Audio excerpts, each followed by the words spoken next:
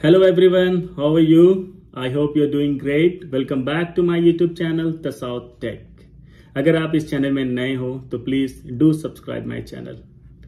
तो इस वीडियो में मैं आपको बताऊंगा कि आप VFS सेंटर का अपॉइंटमेंट कैसे लोगे। तो ये VFS सेंटर है क्या? अगर आपने विजिट वीजा अप्लाई किया, फैमिली विजिट वीजा अप्लाई किया, पहले क्या होता था कि आप वीजा अप्लाई करते थे, वीजा इशू होता था चैम्बर होने के बाद, ओके, और उसके बाद आप अपने कंट्री भेजते थे किसी ऑफिस, किसी एजेंट के थ्रू। वो आपसे कुछ पैसा लेता था, जो भी चार्ज होता था, और वो अपना सर्विस रख के आपको वीजा स्टाम्पिंग करा के पासपोर्ट आपके हाथ में दे देता था विद इन 10 to 15 डेज। लेकिन अभी ये सारा सिस्टम चेंज हो चुका है। अभी एज ए एप्लीकेंट आपको खुद VFS सेंटर जाना पड़ेगा और वहां जाके खुद आपको फिजिकली अवेलेबल होके वो वहां पर आपका बायोमेट्रिक फिंगर लेके आपको वीजा इशू करेगा। ओके, विजिट वीजा कैसे अप्लाई करना, इसके लिए मैंने ऑलरेडी एक वीडियो बना चुका हूं और उसका लिंक आपको डिस्क्रिप्शन बॉक्स में मिल जाएगा। तो आप प्लीज वो लिंक देखकर आप कंप्लीटली चेक कर सकते हो कि विजिट वीजा सऊदी अरेबिया में कैसे अप्लाई करते हो।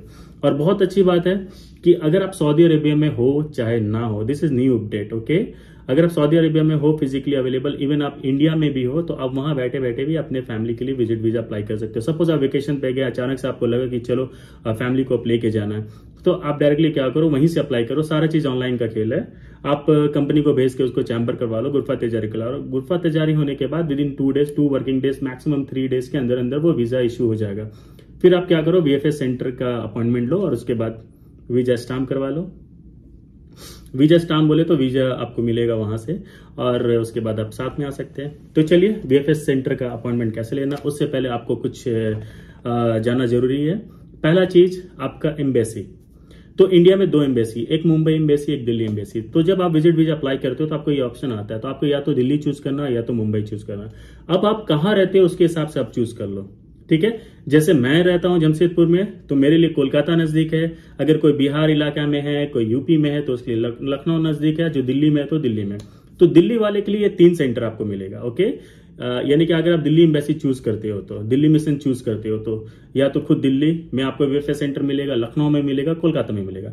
तो आप ये सिटी, किस सिटी के नजदीक रहते हो, आप बाद में VFS में उस सेंटर से आप VFS का अपॉइंटमेंट ले सकते हो। दूसरा, मुंबई। तो मुंबई के अंदर काफी VFS सेंटर आता है।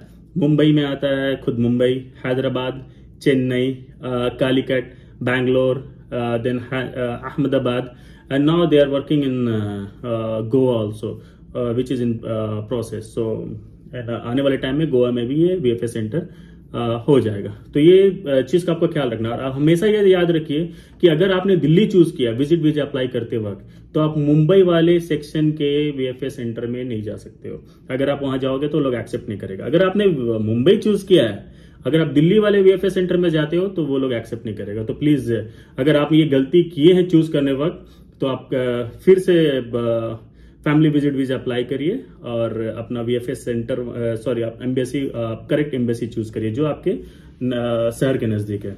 अदरवाइज अगर आप नियर टू दिल्ली रहते हैं या नियर टू लखनऊ और कोलकाता रहते हैं, अगर आप मुंबई चूज कर ले, तो फिर आपको मुंबई वाले VFS सेंटर में जाना पड़ेगा, जो आपके लिए मुश्किल हो सकता है। तो बेटर है कि आप क्या करो, रीअप्लाई कर लो फैमिली विजिट वीजा के लिए। अब आता है रिक्वायरमेंट। तो रिक्वायरमेंट यानी कि आप VFS सेंटर में जा रहे हो तो ऑफकोर्स आपके पास कुछ सिलेक्टेड डॉक्यूमेंट्स होना चाहिए जो आपको लेके जाना। तो सबसे पहले आप याद रखना कि जिसको आप बुलाना चाह रहे हो उसके पासपोर्ट का वैलिडिटी मिनिमम 6 मंथ होना चाहिए और ओरिजिनल पासपोर्ट आपको लेके जाना है, ठीक है। अगर उस बंदे के पास, या जो आप जिसको बुला रहे हैं, अगर उसके पास ओल्ड पासपोर्ट था या है, तो वो साथ में रखने बोलिए। किसी वजह से अगर ओल्ड पासपोर्ट भुला गया है तो उसका बोलिए कि FIR का कॉपी लेके चाहिए, क्योंकि कभी भी कोई ऑफिशियल डॉक्यूमेंट आपका भुलाता है ना, तो ऐसे केस में आपको FIR कर लेना चाहिए, FIR करवा लेना चाहिए, ताकि अगर उसका कोई मिसयूज हो तो आप पे ये बात ना आए। पासपोर्ट का फर्स्ट कॉपी और लास्ट कॉपी स्पॉन्सर का, यानी कि आपका मतलब अगर मैंने अप्लाई किया है एज ए स्पॉन्सर, अगर मैं सऊदी अरेबिया में हूं और मैं अप्लाई कर रहा हूं किसी को बुलाने के लिए मेरे फैमिली से, तो मेरा पासपोर्ट का first page and last page का कॉपी लेके जाना है। Relation proof, very important thing. अगर आप अपनी वाइफ को बुला रहे हो तो आपके और वाइफ के बीच का रिलेशन प्रूफ आपको शो करना होगा। या तो आप शो कर सकते हो मैरिज सर्टिफिकेट से, but marriage certificate should be attested bye Saudi embassy. या तो आप पासपोर्ट से भी प्रूव कर सकते हो। अगर आपके वाइफ के पासपोर्ट में अगर आपका नाम है एज ए हस्बैंड, प्रूफ हो गया। या अगर आपके पासपोर्ट में अगर वाइफ का नाम है, जो नॉर्मली नहीं होता, अगर है, अगर आपने करवाया है तो प्रूफ हो गया। दूसरा तरीका ये कर सकते हैं कि अगर आपके पास बैंक अकाउंट है और ज्वाइंट बैंक अकाउंट है जिसमें वाइफ का और आपका नाम है एज ए हस्बैंड, तो वो भी रिलेशन प्रूफ हो गया। तो कोई भी एक ऑथेंटिकेटेड डॉक्यूमेंट आपको होना चाहिए जो प्रूफ करे कि आप और वो हस्बैंड वाइफ है। ओके, तो ये बहुत जरूरी है, इसको आप मिस ना करें। अगर मम्मी पापा को बुला रहे हैं तो आपके पासपोर्ट में मम्मी का नाम और पापा का नाम होना चाहिए जो प्रूफ करे। यहां पर एक ध्यान रखिएगा, अक्सर ऐसा होता है मम्मी पापा के केस में, और काफी लोगों से मैंने सुना भी है कि समटाइम क्या होता है कि आपके पासपोर्ट में पापा का नाम है, पापा का जो ओरिजिनल उनका पासपोर्ट है उनमें नाम कुछ थोड़ा अलग हो गया।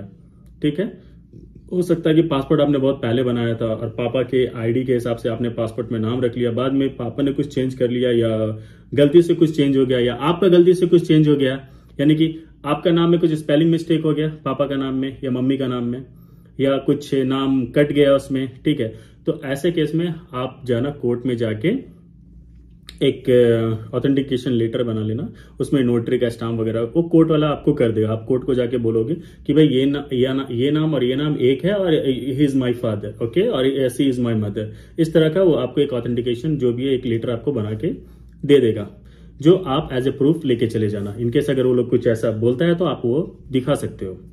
Okay, so visa application form आप ले लेना, जो भी आपका एप्लीकेशन जो भी इनविटेशन लेटर है ना आपका, वो इनविटेशन लेटर आप लेके जाना। जो आपने वीजा अप्लाई किया ना सऊदी अरेबिया में, तो जब चैम्बर होता है, चैम्बर के 2-3 दिन के बाद एक वीजा डॉक्यूमेंट बोल के वो फिर से इशू होता है, तो वो कॉपी रखना। ट्राई करना कि अरबिक वन रखने के लिए, क्योंकि मैं यहाँ पर देख रहा हूँ कि जब भी आप वीजा अप्लाई करते हो ना, तो अरबिक फॉर्मेट में आपका नाम जो इंग्लिश में वो बराबर आता है। जहां आप उसको इंग्लिश कन्वर्ट करते हो तो वो जो नाम है ना वो भी क्या होता है, कन्वर्ट होने का कोशिश करता है, जिसकी वजह से नाम में स्पेलिंग में बहुत सारा सा चेंजेस आ जाता है। तो बेटर है कि आप अरबिक फॉर्मेट रखो, इसमें कोई प्रॉब्लम नहीं होगा। ओके, और पेमेंट के लिए आप जाहिर सी बात आपको कुछ पैसा पे करना होगा, कहीं पर 11,000, 12,000, कहीं 13,000, डिपेंड्स करेगा कि एज पे भी। अगर एज ज्यादा है तो थोड़ा ज्यादा लगेगा, एज कम है तो थोड़ा उसमें इंश्योरेंस में खाली डिफरेंस आता है पैसा में। ठीक है, तो जब आप अप्लाई करोगे तो खुद ब खुद आपको एंड में दिखेगा, मैं आपको दिखाऊंगा कि कितना पैसा वहां पर लगेगा, और वो पैसा आप ट्राई करो कि कैश में लेके चल जाओ। अभी तो वो गूगल पे, यूपीआई के थ्रू भी ले रहे हैं, बट बेटर है कि आप कैश रखो और कैश वहां पर पे करो। तो ये सारा रिक्वायरमेंट है। और ये जो आप देख रहे हैं ना, ये अभी ये नया आ गया, पहले ये चीज नहीं आता था। जब आप पूरा कंप्लीट आप ये कर लेते थे फॉर्म, यानी कि एप्लीकेशन वीएफएस के लिए जब आप एप्लीकेशन पूरा सबमिट करते थे और वो सबमिट हो जाता था, बट अब क्या ना, ये एंड में आ रहा है कि आप जो भी एप्लीकेंट के लिए वीएफएस सेंटर का अप्लाई कर रहे हो, उसमें क्या करना है ना कि ये सारा चीज आपको अपलोड करना होगा। तो कुछ पार्ट मैंडेटरी है, कुछ पार्ट अगर आप छोड़ भी दोगे तो चलेगा, लेकिन नीचे का जो आप 1, 2, 3, 4, 5 देख रहे हैं, ये एरिया मैंडेटरी है। एज ए स्टार मार्क आप देख सकते हैं वहां पर कि अ copy of first page of the passport आपको उधर रखना है, ए copy of the last page of the passport, applicant का, आपका नहीं, एप्लीकेंट जो आप नाम ऊपर देख रहे हो ना उसके हिसाब से। ठीक है, recent photo with white background, तो ट्राई करो कि ये जो फोटोज 3-2 महीना के अंदर का ही हो, ज्यादा बहुत पुराना ना हो, क्योंकि अगर फोटो और ओरिजिनल जब उसको फर्क लगेगा ना, उसमें भी वो प्रॉब्लम करेगा। प्रॉब्लम क्या करेगा, वो आपको बोलेगा कि जाओ यहाँ पर है मेरे पास ये चीज है, या बगल में कहीं पर कैफे या जो भी है वहां से खिंचा के आओ, तो क्या होगा ना, आपका टाइम का प्रॉब्लम होगा। ओके, तो बेटर है कि आप एक रिसेंट फोटो ले लो, उसका 2 कॉपी व्हाइट बैकग्राउंड में ले लो, and a copy of electronic invitation letter issued by the Saudi ministry of foreign affair. जो आपने यहाँ पर अप्लाई किया था, जो आपका वीजा डॉक्यूमेंट्स आया था, वो आप इधर अपलोड करो, और proof of the family relations. तो आप अपना पासपोर्ट डाल दो, अगर आप मम्मी को बुला रहे हो तो उसमें मम्मी और पापा का नाम होना चाहिए, और वाइफ को बुला रहे हो तो वाइफ का पासपोर्ट अटैच कर दो जिसमें आपका नाम दिखे। बच्चों को बुला रहे हो तो बच्चों का पासपोर्ट ऐड कर दो, क्योंकि बच्चों में आपका नाम होगा एज ए फादर। तो ये सारा कोई भी रिलेशन प्रूफ आपको यहाँ पर अपलोड करना है, बिना अपलोड किए ये कंप्लीट ही नहीं होगा। तो ये नया अपडेट है जो आपको फुलफिल करना है। ओके, तो सिंपली अब हम लोग चलते हैं कि किस तरीका से इसको अप्लाई करना है। तो सिंपली एक कोई ब्राउजर खोल लीजिए, इसमें सिर्फ लिखिए तासीर, या गूगल में जाके आप क्या लिखिए, तासीर इंडिया लिख दीजिए। ठीक है, ये वेबसाइट जो आपका फर्स्ट पॉइंट आएगा, जो vc.taseer.in tasir.com है। आप जैसे इसको क्लिक करिए और इट विल ओपन। यहाँ पर आप क्या करिए ना, लैंग्वेज सिलेक्ट करिए। तो यहाँ पर आप लैंग्वेज क्या सिलेक्ट करेंगे, इंडिया इंग्लिश करके आएगा एक ऑप्शन, तो आप इंडिया इंग्लिश को सिलेक्ट कर लीजिए। इंडिया टाइप करिए तो फिर इंडिया का 2 ऑप्शन आएगा, तो उसमें से एक इंडियन इंग्लिश आप चूज करो, अदरवाइज आपको स्क्रॉल डाउन करके नीचे जाना पड़ेगा। यहाँ पर शेड्यूल एंड अपॉइंटमेंट में क्लिक करो, ये ओके करो सिंपली। यहाँ पर नेशनलिटी आप इंडियन हो तो इंडियन सेलेक्ट करो, दूसरे कंट्री का तो दूसरा कंट्री का सेलेक्ट करो, ओके। Select visa category. यहाँ पर जब आप वीजा अप्लाई करते हो, आप जो वीडियो मैंने डिस्क्रिप्शन बॉक्स में ऑलरेडी मैंने दे दिया है, तो आप जब वीजा अप्लाई करते हो तो या तो 365 डेज का होता है मल्टी एंट्री वीजा या सिंगल एंट्री वीजा होता है। मोस्टली लोग मल्टी एंट्री वीजा 1 ईयर के लिए करते हैं, तो आप या 1 ईयर सेलेक्ट करो। सॉरी मिशन मैंने आपको बोला था, जो आपने वीजा में सेलेक्ट किया, जब आप वीजा अप्लाई कर रहे थे आपने क्या सिलेक्ट किया, मुंबई और दिल्ली, तो चलो let's say Delhi, okay. And ये कंफर्मेशन मांगेगा, I am not a robot, okay, just click. अब यहाँ पर जब आप दिल्ली सेलेक्ट किया ना, तो आपको ये दे दिया लखनऊ, दिल्ली और कोलकाता, ओके। और अवेलेबल डेट भी दे रहा है, नॉर्मल और लॉन्च। तो यहाँ पर नॉर्मल और लॉन्च का ना अलग अलग प्राइस है। अगर आपको फील होता है कि आप बहुत दूर कहीं से आ रहे हो, वहां जाके आप रुकना चाहते हो, ठहरना चाहते हो, तो आपको एक लॉन्च, खाने पीने का सामान वगैरह का अरेंजमेंट देगा आपको। और अगर आप चाहते हो सिर्फ जाए वहां पर और काम करके निकल जाए, तो आप नॉर्मल चूज कर लो, ठीक है। तो नॉर्मल और लॉन्च का प्राइस थोड़ा अलग रहेगा। लॉन्च में 3-4 हजार रियल एक्स्ट्रा लगेगा, जो हम लोग आगे देखेंगे। ये सारा आपका ये रिक्वायरमेंट है, आप इसको देख सकते हो, आप एक बार इसको पढ़ लो। और जस्ट कोई चीज नहीं जो मैंने ऑलरेडी आपको बता दिया है, और सिंपली कंटिन्यू में क्लिक करो, ओके। अब यहाँ भी टर्म एंड कंडीशन दे रहा है, बेटर है कि अगर आप पढ़ लो, ओके। कुछ ऐसा ना हो कि जो आप मिस कर जाओ यहाँ से। और फिर इसमें I have read and I agree to the term and condition, इसको जस्ट चेक बॉक्स को ओके करो and then click on next, okay. Save my application details optional है यहाँ पर। जैसे आप ना एप्लीकेशन अभी आप अप्लाई कर रहे हो, ठीक है, और आप इसको रखना चाहते हो, इसको सेव करना चाहते हो, और इसको नेक्स्ट टाइम में कभी रिट्राइव करना चाहते हो, ठीक है। तो यहाँ पर एक ऑप्शन है, अगर आप ईमेल एड्रेस डालोगे तो एक ओटीपी आपको जाएगा, फिर ओटीपी वेरिफिकेशन के लिए यहाँ पर कुछ आएगा, वो ओटीपी जब ईमेल से लेके यहाँ पर आप रख दो तो वो वेरीफाई हो जाएगा कि आपका ईमेल एड्रेस ही है। तो इन नेक्स्ट टाइम जब भी आप एप्लीकेशन को रिट्राइव करना चाहते हैं तो वो आपको ईमेल एड्रेस काम आएगा। तो फिलहाल हम यहाँ पर ये नहीं करते क्योंकि मैं ये डेमो पर्पज के लिए बना रहा हूँ, और ये also email and this optional है, ओके। और मैं इधर कंटिन्यू करता हूँ। If you continue without saving your session can not be retrieve. ये क्या बोल रहा है कि अगर सेशन अगर आप आधा करके छोड़ दिए किसी वजह से, या कोई एंड में कुछ अपलोड करने के लिए डॉक्यूमेंट्स आपके पास नहीं है क्योंकि आपने सारा डेटा फिल कर दिया, फिर से आपको शुरू से फिल करना पड़ेगा। तो ऐसे केस में अगर आप अपना ईमेल एड्रेस डालते हो तो नेक्स्ट टाइम आप जब उसको रिट्राइव करोगे तो जहां पर आप छोड़े वहां से आप रिज्यूम कर सकते हो। तो फिलहाल मैं ये नहीं करता हूं और यस होके आगे बढ़ता हूं। यहां पर है इंडिविजुअल एंड फैमिली, यानी कि आपने अगर वीजा अप्लाई किया, सपोज आप सिर्फ एक बंदे को बुला रहे हो तो आप इंडिविजुअल ले लीजिए। अगर आप मोर देन 1 को बुला रहे हो तो फैमिली चूज करिए, ठीक है। जैसे लेट्स से मैं इंडिविजुअली चूज करता हूं। अगर आप फैमिली चूज करेंगे ना तो आपको जो एप्लीकेंट का डिटेल है वो पेज बाय पेज आएगा। पहला एप्लीकेंट का आएगा, फिर नेक्स्ट का ऑप्शन आएगा जो आपको दूसरा एप्लीकेंट में लेके जाएगा, उसका डिटेल भी आपको भरना पड़ेगा। अगर इंडिविजुअल करते हैं तो एक ही फॉर्म आएगा फॉर 1 पर्सन, ओके। तो मैं इंडिविजुअल लेके आगे बढ़ता हूँ। Next, okay, invitation pre approval number. तो वो इनविटेशन नंबर क्या है और प्री अप्रूवल नंबर क्या है, तो आप क्या करो ना, वो डॉक्यूमेंट नंबर जो आता है आपका, यानी कि जब वीजा डॉक्यूमेंट आ गया उसमें देखिएगा 700 से एक डॉक्यूमेंट नंबर स्टार्ट होता है जो आपको ये साइड में दिख रहा है, उसको यहाँ पर फीड करो। सो लेट से मैं फीड करता हूँ ये, ओके, डमी है ये मेरे लिए। स्पॉन्सर आईडी ये आपका कॉमन नंबर होना चाहिए। सो लेट से या कॉमन नंबर मैंने यहाँ पर फीड कर दिया, क्लिक ऑन नेक्स्ट। अब देखिए यहाँ पर आ गया ना एप्लीकेंट 1, यानी कि मैंने इंडिविजुअल चूज किया था तो यहाँ पर सिर्फ एक ही पेज देगा, यहाँ पर नेक्स्ट ऑप्शन भी नहीं है। तो मैं सिर्फ बताता जाता हूँ और एक बार जल्दी जल्दी भर दूंगा टाइम बचाने के लिए, ओके। तो फर्स्ट नेम में आप सिंपली आपका फर्स्ट नेम डालो और लास्ट नेम में लास्ट नेम डाल दो, जैसे आपने वीजा अप्लाई किया था उसी तरीके से यहाँ पर डालना है, ठीक है। और मैंने उसके बारे में बताया कि फर्स्ट नेम, लास्ट नेम और सेकंड नेम और फादर नेम किस तरह से भरना है, वो जो आपको ऑलरेडी वहां पर वो वीडियो में आपको मिल जाएगा, ठीक है। जेंडर में आप सिलेक्ट कर लो, मैरिटल स्टेटस आप सिलेक्ट कर लो, ओके। फिर नेशनल आईडी आप सिलेक्ट कर लो, ओके। नेशनलिटी आपका क्या है वो सिलेक्ट कर लो, रिलीजन क्या है, ऑक्यूपेशन मैंडेटरी है, जो भी ऑक्यूपेशन आप हो। क्वालिफिकेशन अगर मान लो कि नॉन मैट्रिक, आप नॉन मैट्रिक लिख दो। ओके, तो जो जो स्टार मार्क है ना, आप ट्राई करो कि उसको ये करने के लिए। ये कॉन्टैक्ट नंबर में आपका इंडिया का जो एप्लीकेंट्स है ना, उनका नंबर डालो। इन केस अगर कुछ ऐसा प्रॉब्लम होता है और वीएफएस कांटेक्ट करना चाहता है आपको, तो वो आपको इस नंबर पे कॉल कर लेगा। वैलिड ईमेल एड्रेस डाल दो, आप अपना खुद का डाल सकते हो। सऊदी मिशन ऑलरेडी दिल्ली है। पोर्ट ऑफ एंट्री आप कहाँ से एंटर करना चाहते हो, तो चलो जद्दा आ रहे हो या रियाद आ रहे हो, आप कहाँ पर बुला रहे हो फैमिली को, तो वो आप एंट्री कर लो। ट्रांसपोर्ट मोड क्या होगा, बाय एयर होगा already. Okay, and then car number optional है, नंबर ऑफ एंट्रीज ऑप्शनल है, sorry number of entries optional नहीं है, ये आपको चूज करना होगा। 365 डेज का मल्टीपल वैलिड। ओके, और फ्लैट नंबर वगैरह आपको रखना है। तो फ्लैट नंबर आपका क्या है, तो फ्लैट नंबर आपका होगा यानी कि आपके पास अगर फ्लैट नंबर नहीं है, यानी कि हम लोग जहां पर रहते हैं वहां पर फ्लैट नंबर बहुत कम, अगर आपके पास है flat number, that is well and good. Flat number डाल दीजिए, लेट से कुछ भी डाल दीजिए, फ्लैट नंबर या बिल्डिंग का नाम, XYZ जो भी है, स्ट्रीट नेम जो भी है वो डाल दीजिए, एरिया नेम जो भी है वो डाल दीजिए, सिटी आपकी सिटी में रहते हैं वो डाल दीजिए, स्टेट आपका कौन सा आता है वो डाल दीजिए, और पिन डाल दीजिए। ठीक है, एक क्या पिन आता है उसमें, ठीक है, वो आप पिन नंबर डाल दिए।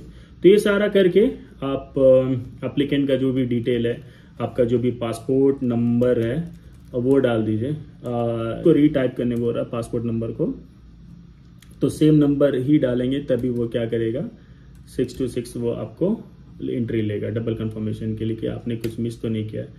पासपोर्ट टाइप क्या है, ऑलवेज हमारे लिए तो नॉर्मल ही होता है। प्लेस ऑफ इशू, जहां पर भी वो प्लेस इशू हुआ है, जो आप क्या करना, पासपोर्ट में डिटेल देख लेना, पासपोर्ट के हिसाब से ही हर चीज भरना। ओके, डेट ऑफ इशू भी आपको उसमें दिख जाएगा। तो लेट्स से मैं बस ऐसे ही चूज कर रहा हूँ 20 से लेट्स से 30। ओके, ये आप चूज कर लो। प्लेस ऑफ बर्थ का ये भी मैंडेटरी, जो मैंडेटरी पार्ट है आप उसको लिखते जाओ। Okay, and date of birth जो भी है एज पर द पासपोर्ट, वो यहाँ पर आप एंट्री कर लेंगे। ओके, जो भी। उसके बाद do you have Arabic passport, अगर आपके पास अरेबिक पासपोर्ट तो यस चूज करिए, otherwise no. Fill the mandatory form. Okay, अब मैं इसको फिल करता हूं बिना टाइम वेस्ट।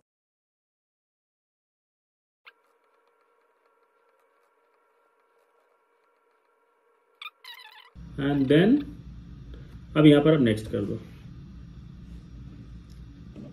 अब यहाँ पर आपको देखो ऑप्शन दे रहा है, ये तो सारा ओपन दिख रहा है कि आप नॉर्मल चूज करो।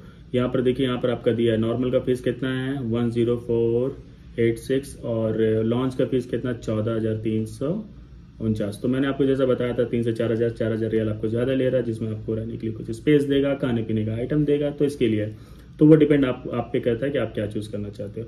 तो आपके लिए जो भी अवेलेबल स्लॉट्स है यहाँ सारा अवेलेबल। अगर यहाँ रेड क्रॉस मार्क आएगा तो आप समझ जाना कि वो अवेलेबल स्लॉट नहीं है।